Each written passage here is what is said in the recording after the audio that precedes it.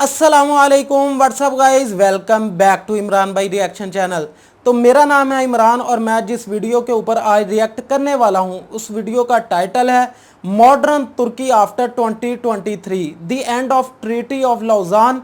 आई studio की ये video जिसके अंदर मुआहदा लौज़ान ख़त्म होने के बाद तुर्की के मनाजिर दिखाए गए हैं कि 2023 के बाद तुर्की कैसा मॉडर्न देखने को मिलेगा, यानी किस कदर तुर्की जो तरक्की कर जाएगा। तो बहुत ही ज़बरदस्त किस्म की आज की ये वीडियो, तो इस वीडियो को आखिर तक ज़रूर देखिएगा। तो अपनी आज की इस वीडियो को शुरू करने से पहले मैं अपने तमाम व्यूअर्स से ये रिक्वेस्ट करता हूं कि जिन्होंने भी अभी तक हमारे चैनल को सब्सक्राइब नहीं किया वो सबसे पहले हमारे चैनल को सब्सक्राइब कर लें। तो बिना वक्त को ज़ाया किए आज की इस मालूमाती वीडियो को देखते हैं और इंजॉय करते हैं। तो लेट्स गेट स्टार्टेड।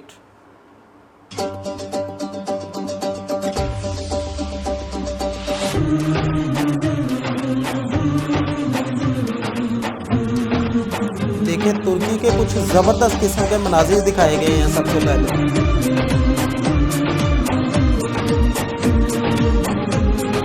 ये रोटी पकाने का अंदाज देखें आप।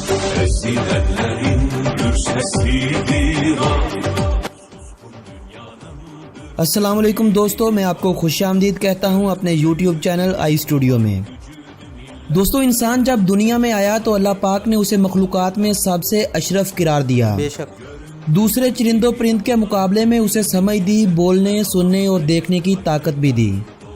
इंसान मट्टी से पत्थर और पत्थर से लकड़ी, लकड़ी से लोहे के ज़माने में मुंतकिल होता गया। ऐसे ही देखा जाए तो हर आने वाला दिन इंसान की ज़िंदगी के लिए कुछ अच्छा ही लेकर आ रहा था। आज से 200 साल पहले कोई सोच भी नहीं सकता था कि हम मीलों दूर फ़ोन पर बातें किया करेंगे। यकीनन नहीं, लेकिन ये सब मुमकिन हुआ और आप सब ने देखा भी। अभी दुनिया में ऐसी ऐसी तरक्कियां होंगी कि आप हैरान रह जाएंगे। अब 21वीं सदी गुजर रही है।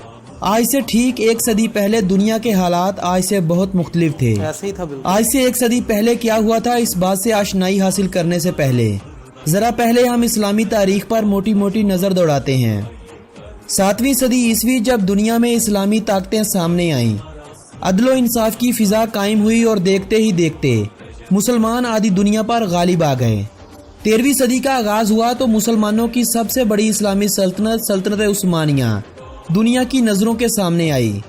सल्तनत उस्मानिया जिसको मुसलमानों ने हर आने वाले साल इस सल्तनत को फैलाने में अपना किरदार अदा किया। मुसलमानों के मुकद्दस तरीन शहर मक्का मुकरमा और मदीना मुनव्वरा भी इसी सल्तनत में शुमार होते थे। बेशक। और तुर्कों का यही दौर इंसानी तारीख की एजादात और कामयाबियों का दौर कहलाता है। तुर्कों में कुछ खामियां भी थीं और वो खामियां हमेशा से मुसलमानों के ज़वाल की वजह बनती आई थीं, जिनमें मुस्लिम सुल्तानों की अय्याशियां और अपनों के साथ गद्दारियां अहम तरीन थीं। लेकिन मुसलमानों की इस अजीम सल्तनत के तबाह होने की एक बड़ी वजह और भी थी, और वो वजह थी पहली जंग अजीम। 19वीं सदी में दुनिया के मुख्तलिफ ममालिक में बेशुमार जंगें और कत्लो गारत हुई। इन सब के दौरान पूरी दुनिया में 1 करोड़ लोग जान की बाजी हार गए। 19वीं सदी का इख्ताम हो रहा था और दुनिया की इजादात इंसानी ज़िंदगी को ख़त्म करने पर लगी हुई थी। मशीन गन्नें, नित नई बंदूकें और गैसों की मदद से इंसानी ज़िंदगी को ख़त्म करना अब बहुत आसान हो चुका था। कमज़ोर ममालिक को फतह करना अब जुनून की हद तक दूसरे ममालिक पर सवार हो चुका था। ऐसे में कुछ आलमी ताकतों के आपस में मुआहदे हुए। हल्की हल्की जंगें कई ममालिक के दरमियान मुख्तलिफ मुकामात पर जारी रहीं। 28 जून 1914 को एक सर्बियन बाशिंदे ने ऑस्ट्रिया के एक शहजादे को गोली मार दी। ये गोली गलती में नहीं बल्कि पूरी प्लानिंग के जरिए मारी गई थी। जर्मन जो उस जंग में ऑस्ट्रिया की मदद के लिए तैयार बैठे थे, उन्होंने ऑस्ट्रिया को हलाशेरी दी और सर्बिया के खिलाफ जंग शुरू कर दी। अब रूस, फ्रांस, बरतानिया, इटली, अमेरिका और सर्बिया एक तरफ थे, जबकि ऑस्ट्रिया, हंगरी, जर्मन, उस्मानी और बल्गारियन दूसरी तरफ थे। ये वो इत्तेहादी ममालिक थे जो इस जंग में सबसे ज़्यादा मुतासिर हुए थे। दसियों दूसरे ममालिक भी इस जंग में कूद गए थे और इस जंग ने 20वीं सदी तक होने वाली सभी जंगों के रिकॉर्ड तोड़ दिए। 1 करोड़ 30 लाख अफराद पूरी दुनिया से इस जंग की वजह से सिर्फ 10 सालों में मारे गए। सिर्फ एक दिन के दौरान 30 लाख से ज़ायद फौजी मारे गए थे। ये पहली जंग अजीम थी जिसमें जंग न सिर्फ ज़मीन और समुंदर में लड़ी गई बल्कि ये जंग हवा में भी लड़ी गई थी। इस जंग के पहले हिस्से में उस्मानी, जर्मन और इत्तेहादी ताकतवर रहे, लेकिन 3 सालों के बाद मुआशी लिहाज से ये ममालिक कमज़ोर होने लगे। اور ریشہ کی وجہ سے ان کی یہ سلطنت کمزور ہونے لگی۔ 1918 کو جرمنی کی درخواست پر جنگ بند ہو گئی تو سلطنت عثمانیہ تب تک اپنے کئی علاقوں سے ہاتھ دھو چکی تھی۔ 10 اکتوبر 1920 کو سلطنت عثمانیہ اور اتحادی قوتوں کے درمیان ایک معاہدہ طے پایا۔ اس معاہدے پر عثمانی سلطنت نے دستخط کر دیے، مگر ترکی کی جمہوری تحریک نے اسے تسلیم کرنے سے انکار کر دیا اور یوں اس معاہدے یعنی معاہدہ سیورائے پر عمل نہیں ہو سکا۔ مصطفیٰ کمال اتا ترک یعنی ترکوں کا باپ، جو پہلے ہی عثمانی فوج کا ایک سپہ سالار تھا، اس کی قیادت میں ترکی نے اپنی آزادی کا اعلان کر دیا۔ یہ آزادی برطانیہ کے قبضے اور استنبول یعنی قسطنطنیہ سے سلطان کی بادشاہت سے لینی تھی۔ اس معاہدے سے پہلے ہی اپریل 1920 میں ترک حجاز یعنی سعودی عرب اور آرمینیہ کو آزاد ملک تسلیم کر چکے تھے۔ ترکی کے مخالفین ترکی پر پے در پے وار کر رہے تھے۔ مغربی اناطولیہ میں یونانی افواج پیش قدمی کر رہی تھی۔ ترکوں نے مصطفیٰ کمال کی قیادت میں روس سے معاہدہ کر کے دوستی کا ہاتھ بڑھایا اور یونانیوں کو پیچھے ہٹنے پر مجبور کر دیا۔ اتا ترکی اس فتح کے ساتھ ہی جنگ عظیم اول کے اتحادی جو ترکی کی ایک نہ سن رہے تھے دوبارہ سے مذاکرات کی دعوت دینے لگے اور 24 جولائی 1923 کو سوئٹزرلینڈ کے شہر لوزان میں ایک تاریخ ساز معاہدہ ہوا۔ معاہدہ لوزان، جسے ترکی کے لوگ ترکی کی عظیم فتح بھی سمجھتے ہیں اور ترکی کی قید بھی، اس معاہدے کے ساتھ ہی معاہدہ سیورائے کو ترکی کے حق میں ختم بھی کر دیا گیا، مگر اگلے 100 سالوں کے لیے ترکی کو باندھ دیا گیا۔ معاہدہ سیورائے، جس میں ترکی اپنے مقبوضہ ممالک کو آزاد قرار دے رہا تھا، ختم کر دیا۔ یعنی جو شرائط معاہدہ لوزان میں رکھی گئی ان کے پورا ہونے کے بعد ترکی اپنے مقبوضہ علاقے واپس حاصل کر سکتا ہے۔ ترکی کے اس وقت کے آخری سلطان کا نام سلطان محمد وحید الدین تھا۔ سلطان اور سلطان کے حامیوں کی طرف سے اس معاہدے کو تسلیم نہیں کیا گیا اور کہا گیا کہ یہ ترکی پر جبراً مسلط کیا گیا ہے۔ جو معاہدہ کمالیوں اور جنگ عظیم کے اتحادیوں کے درمیان کیا گیا، اس کے نتیجے میں سلطان کی ساری املاک ضبط کر لی گئی تھی۔ 3 بر اعظموں پر پھیلی مسلمانوں کی خلافت یعنی خلافت عثمانیہ کا خاتمہ کر دیا گیا، جس کے خاتمے کے بعد دنیا میں 40 نئے ملک وجود میں آئے۔ یہ خلافت عثمانیہ جس کی میں بات کر رہا ہوں اتنی طاقتور تھی کہ اگر اس وقت کے اس خلافت کے ماتحت چلنے والے ممالک کی بات کی جائے تو ان میں مقبول ترین ممالک کچھ یہ تھے، جیسے آرمینیہ، عراق، شام، اردن، فلسطین، قبرص، بلغاریہ، رومانیہ، یونان، سعودیہ اور مصر جیسے ممالک اس سلطنت کا حصہ سمجھے جاتے تھے۔ یہ سلطنت ہی اس وقت مسلمانوں کی قوت تھی، مسلمانوں کی شان و شوکت تھی۔ ان کے ساتھ لڑنے سے پہلے دشمنوں کو کئی بار سوچنا پڑتا تھا، مگر اس معاہدے کے بعد ترکی پر جو شرائط عائد کر دی گئی اس نے ترکی کو باندھ کر رکھ دیا۔ وہ شرائط کیا تھی ذرا سنیے۔ سلطان کی ذاتی املاک پر قبضہ کر لیا گیا اور سلطان کو ملک بدر کر دیا گیا۔ خلافت عثمانیہ کا خاتمہ کر دیا گیا۔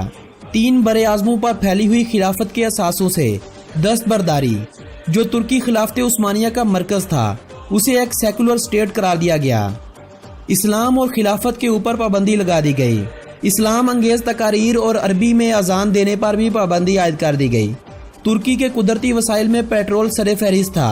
پیٹرول کی ڈرلنگ پر پابندی لگا دی گئی، یعنی ترکی صرف پیٹرول خریدنے کا پابند بنا دیا گیا۔ ترکی کے شہر استنبول کے درمیان میں سے ایک نہر نما سمندر ہے جسے باسفورس کہا جاتا ہے۔ یہ تجارت کا ایک انتہائی شارٹ کٹ راستہ بھی ہے۔ اس سمندر کی اہمیت نہر سوئس جتنی ہے، یعنی ایک بر اعظم سے دوسرے بر اعظم تک مال پہنچانا بہت آسان تھا۔ ترکی پر جو پابندیاں لگائی گئیں ان میں یہ بھی تھا کہ باسفورس کو عالمی سمندر قرار دیا جائے اور اس سمندر سے گزرنے والے کسی بھی بحری جہاز سے ترکی ٹیکس وصول نہیں کر سکے گا۔ ان سبھی شرائط کے بعد اس معاہدے کو 100 سال کے لیے ترکی پر لاگو کر دیا گیا۔ 1299 سے شروع ہونے والی خلافت 1922 میں اپنے اختتام کو پہنچی۔ یہ معاہدہ جو 1923 میں ہوا 2023 میں مکمل ہو جائے گا۔ آپ سب دیکھ رہے ہوں گے کہ پچھلے کچھ سالوں سے جب سے طیب اردگان ترکی کے لیے نمایاں کام کر رہا ہے، سارے یہود و نصارہ ایک پیج پر کھڑے ہو چکے ہیں۔ آئے روز ترکی کو دھمکیاں لگائی جا رہی ہیں، لیکن مرد مجاہد طیب اردگان جو ہر عالمی مسئلے پر بات کرتا ہے اپنے موقف پر ڈٹا ہوا ہے۔ میرے معزز ناظرین، آنے والے 5 سے 10 سال میری، آپ کی اور ہم سب کی زندگیوں میں بہت اہم ہیں۔ دنیا میں اتنی بڑی تبدیلی آئے گی کہ آپ سوچ بھی نہیں سکتے۔ اب یہ آپ کے اوپر ہے کہ آپ اس تبدیلی کا شکار ہونا چاہتے ہیں یا اس تبدیلی کا حصہ بننا چاہتے ہیں۔ ترکی میں چند سال پہلے امریکہ کے کہنے پر فوجی بغاوت ہوئی جسے ترک عوام نے ناکام بنا دیا۔ ترکی میں حالات کو خراب کرنے کے لیے مسلسل کوششیں کی جا رہی ہیں، کبھی معاشی تو کبھی اقتصادی پابندیاں لگائی جاتی ہیں۔ ایسے ہی اب جب ترکی روس سے دفاعی صلاحیت کو مضبوط کرنے کے لیے دفاعی نظام خرید رہا ہے جسے S-400 کا نام دیا گیا، اس دفاعی نظام کے بارے میں کہا جاتا ہے کہ کوئی بھی پرندہ ترکی کی اجازت کے بغیر ملکی حدود میں داخل نہیں ہو سکتا، جسے خریدنے سے روکنے کے لیے امریکہ آئے روز دھمکیاں بھی لگا رہا ہے، جس کا طیب اردگان منہ توڑ جواب بھی دے رہا ہے۔ بالکل ایسے ہی اس سے ظاہر ہوتا ہے کہ انسان اگر کچھ کرنے کی ٹھان لے تو دنیا کی کوئی بھی طاقت اسے روک نہیں سکتی۔ یہ سب کچھ اس لیے ہے کہ لوگ ڈرے ہوئے ہیں کہ کہیں مسلمان دوبارہ سے اکٹھے نہ ہو جائیں۔ آپ غور کریں تو آپ کو طیب اردگان اور پاکستانی لیڈر عمران خان کی بات سے محسوس ہوگا جو مسلمانوں کو جوڑنے کی بات کر رہے ہیں۔ طیب اردگان بھی یہی کہتا ہے کہ 2023 کے بعد ترکی پہلے جیسا بیمار ترکی نہیں رہے گا۔ ترکی کیوں بار بار مسلمانوں کی مدد کے لیے بھاگ رہا ہے؟ یقیناً اسی اپنے پرانے خواب کی تعبیر بننے کی کوشش میں ہے۔ ایسے ہی ترک مسلمانوں کا خون جوش مار رہا ہے، پرانے جذبے رنگ لا رہے ہیں، اور یہی چیز امریکہ، اسرائیل اور مشرقین ممالک کو بہت زیادہ تنگ کر رہی ہے۔ 2023 کے بعد ترکی باسفورس سے گزرنے والے ہر بحری جہاز سے ٹیکس وصول بھی کرے گا، اپنی زمین اور دوسرے ممالک میں آئل پر انویسٹمنٹ بھی کرے گا۔ انشاءاللہ قبرص کا مسئلہ ترکی کے ساتھ الحاق کی صورت میں حل ہوگا اور ترک سلطان جنہیں ملک بدر کیا گیا دوبارہ سے وطن واپس آئیں گے انشاءاللہ۔ اور دوسری طرف امریکن میڈیا ہماری نوجوان نسل کو ڈرانے میں لگا ہوا ہے۔ ہر بڑے چینل پر یا تو پاکستان اور ترکی کے خلاف بات ہوتی ہے یا ایران کے خلاف، اور ہر بار یہ واضح کرنے کی کوشش کی جاتی ہے کہ امریکہ کے ساتھ لڑنا ایک بہت بڑی حماقت ہے، امریکہ جب چاہے تمہیں مٹا سکتا ہے۔ یہ بات سوچنے کی ہے کہ کیا واقعی امریکہ اتنا سپر پاور ہے کہ جو چاہے کر سکتا ہے؟ ہمیں بتلایا جاتا ہے کہ امریکن سیٹلائٹ اتنے پاورفل ہیں کہ پوری دنیا میں ہونے والی ہر چھوٹی بڑی نقل و حرکت کو دیکھ سکتے ہیں۔ پاکستان نے ایٹمی دھماکے کیے، امریکہ کے منع کرنے کے باوجود پاکستان نے ایٹمی دھماکے کیے، مگر ان کے سیٹلائٹ سسٹم اتنی بڑی حرکت کو نہیں دیکھ سکے۔ ایسے ہی ہوا امریکہ کے یعنی نیٹو کے 20,000 کنٹینر، صرف کنٹینر نہیں، جدید اسلحے اور ٹیکنالوجی سے بھرے ہوئے 20,000 کنٹینر غائب ہیں۔ کیا پاکستان اتنا بڑا ہے کہ امریکہ کی سیٹلائٹ یہاں مکمل کام نہیں کرتی، یا ہمارے ارادے اتنے مضبوط ہیں کہ ہم محسوس ہی نہیں ہونے دیتے کہ اصل میں ہو کیا رہا ہے؟ اگر امریکہ اتنا ہی پاورفل ہے تو اپنے 20,000 کنٹینر ڈھونڈ کر دکھا دے۔ یقیناً انسان جب کرنے پر آ جائے تو دنیا کی کوئی طاقت اس کا مقابلہ نہیں کر سکتی۔ بے شک میں ہوں گا یا نہیں اس کا فیصلہ تو خدا کی ذات کرے گی، بالکل۔ مگر آنے والے 5 سے 10 سالوں میں جو ہوگا وہ آپ میں سے کوئی نہ کوئی ضرور دیکھے گا اور مسلمانوں پر فخر کرے گا۔ انشاءاللہ۔ دوستو، مخالفین کی باتوں میں نہ آؤ اور اپنے محافظوں کے لیے دعا مانگا کرو۔ اللہ آپ سب کا حامی و ناصر ہو۔ آخر میں آپ سب دوستوں سے گزارش کروں گا کہ جنہوں نے ابھی تک ہمارے یوٹیوب چینل آئی اسٹوڈیو کو سبسکرائب نہیں کیا، جلدی سے اس چینل کو سبسکرائب کر لیں اور ساتھ موجود بیل بٹن کو بھی دبا دیں تاکہ معلومات سے بھرپور کوئی بھی ویڈیو آپ دوستوں سے کہیں مس نہ ہو جائے۔ اگر یہ ویڈیو اچھی لگے تو اس ویڈیو کو واٹس ایپ اور فیس بک وال پر شیئر کرتے ہوئے اپنی پسندیدگی کا اظہار کیجیے گا۔ میری حوصلہ افزائی کے لیے اس ویڈیو کو زیادہ سے زیادہ لائک کیجیے گا۔ اگلی ویڈیو کس ٹاپک پر ہونی چاہیے، آپ اپنی تجاویز بذریعہ کومنٹ ہمیں ضرور ارسال کیجیے گا۔ آپ دوستوں سے ملاقات ہوگی ایسی ہی کسی معلوماتی ویڈیو کے ذریعے۔ تب تک کے لیے اپنے اس دوست محمد نبیل کو دیجیے گا اجازت۔ اللہ نگہبان۔ کتنے زبردست مناظر ہیں، امیزنگ۔ پانی دیکھے کیسے چھلے مارتا ہوا جا رہا ہے نیچے۔ جی تو پیارے دوستو، امید کرتا ہوں کہ آج کی یہ معلوماتی ویڈیو آپ نے بالکل آخر تک ضرور دیکھی ہوگی، تو آپ کو کافی زیادہ معلومات بھی ملی ہوں گی جو آپ پہلے نہیں جانتے تھے۔ سب سے پہلے اس ویڈیو کے اندر بتایا گیا کہ کیسے سلطنت عثمانیہ قائم ہوتی ہے، پھر اس کے بعد اس کے زوال کی وجہ کیا بنتی ہے۔ تو سلطنت عثمانیہ کو تقریباً پوری دنیا جانتی ہے کہ کیسے انہوں نے 600-650 سال پوری دنیا کے اوپر حکومت کی۔ 3 بر اعظم اس سلطنت کے اندر آتے تھے، جس کے اندر اس وقت کے موجودہ 40 ممالک بھی شامل ہیں۔ تو اس کے بعد یہ زوال پذیر ہوتی ہے، جس کی بنیادی وجہ ان کی اپنی غداریاں ہوتی ہیں اور غیر مسلم جو طاقتیں ان کی سازشیں ہوتی ہیں۔ اس کے بعد ترکی کے اوپر 100 سالہ پابندیاں عائد کر دی جاتی ہیں، جو 2023 کے اندر وہ معاہدہ ختم ہو رہا ہے، جسے معاہدہ لوزان کے نام سے یاد کیا جاتا ہے۔ تو ترکی 2023 کے بعد کیسا نظر آنے والا ہے، اس کی ڈیٹیل بھی اس ویڈیو کے اندر بتائی گئی ہے۔ کہ 2023 के बाद जो ड्रिलिंग के ऊपर पाबंदी लगाई गई थी तुर्की के अंदर, वो दोबारा से ड्रिलिंग शुरू कर देगा तुर्की। तो उसके बाद जो समुद्र के रास्ते बहरी जहाज गुजरते हैं टैक्स देने के बगैर, वो टैक्स दे के गुजरा करेंगे, जिससे तुर्की की माइशत को बहुत ज़्यादा सहारा मिलेगा और तुर्की एक नुमाया ताकत मुस्लिम कंट्रीज़ के अंदर बन के उभरेगा, जिनकी एक दहशत अभी से नज़र आ रही है गैर मुस्लिम कंट्रीज़ के ऊपर कि वो तुर्की के खिलाफ कोई भी साजिश इस वक्त नाकाम नहीं जाने दे रहे। वो तरह तरह से हमले करने की कोशिश कर रहे हैं, वो तरह तरह की गैर मुस्लिम कंट्रीज साजिशें करने की कोशिश कर रही हैं तुर्की के खिलाफ। उसके बाद इस वीडियो के अंदर तैयब उर्दगान की खिदमात को भी सराहा गया है कि कैसे उन्होंने तुर्की के लिए और दूसरे मुस्लिम कंट्रीज़ के लिए क्या क्या खिदमात अंजाम दी हैं, और तुर्की जो एक सेकुलर मुल्क था उसकी बिल्कुल तकदीर को ही बदल के रख दिया तैयब उर्दगान ने। तो तैयब उर्दगान की हिस्ट्री के बारे में इस वीडियो में भी बताया गया है। तो अगर आप इसी तरह की मालूमाती वीडियोस के ऊपर रिएक्शन देखना चाहते हैं, तो अगर आपने अभी तक हमारे चैनल को सब्सक्राइब नहीं किया, तो हम इसी तरह की वीडियोस देखने के लिए हमारे चैनल को सब्सक्राइब कर लें। और आपको ये आज की वीडियो कैसी लगी कमेंट बॉक्स के अंदर अपनी राय का इजहार ज़रूर करें। तो बहुत जल्द एक और न्यू वीडियो के साथ आपकी खिदमत में हाजिर होंगे। तब तक मुझे इजाज़त दीजिए। अल्लाह हाफिज़।